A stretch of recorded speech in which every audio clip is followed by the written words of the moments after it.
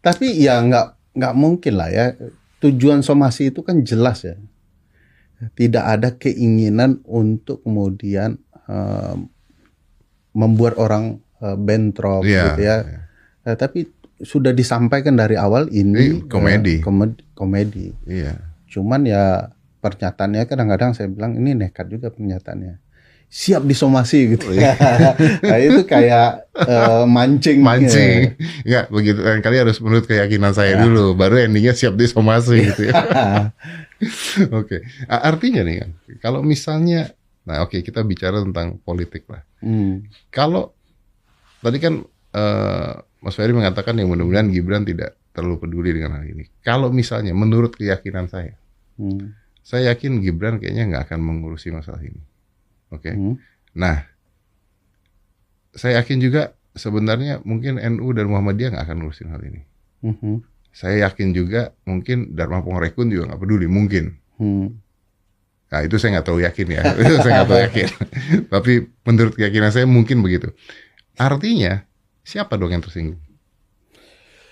Iya, para pendukung ya. Selalu para pendukung itu lebih merasa sebagai pendukungnya dibandingkan orang itu sendiri ya. Ini yang di dalam banyak konteks sebagai taklid buta itu ya. Dia lebih merasa orang tersebut dibandingkan orang itu sendiri. Itu kalau katanya awas anjing galak, anjingnya lebih galak dibandingkan tuannya gitu kan. Ya, kurang lebih begitu ya perspektif itu. Oleh karena itu keberadaan negara mengendalikan itu. Ini penting dilanjutkan, tidak dilanjutkan, itu hanya ketersinggungan sementara. Ada yang mengatakan memecah belah. Di mana memecah belahnya?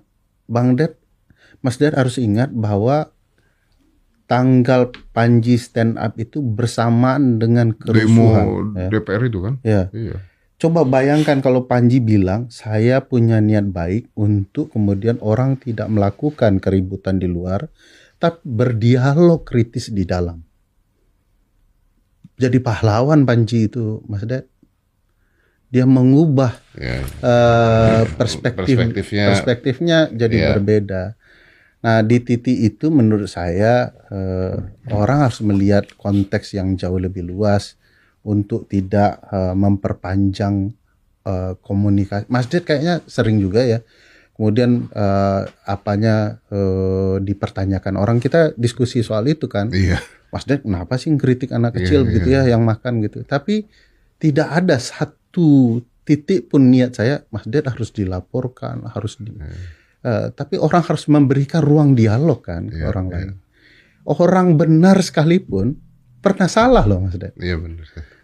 Orang salah pun pernah benar begitu. Jadi bagi saya tugas negara dengan konstitusinya, dengan hukum tata negaranya memastikan jaminan itu. Maka semua jaminan itu ada Mas Ded.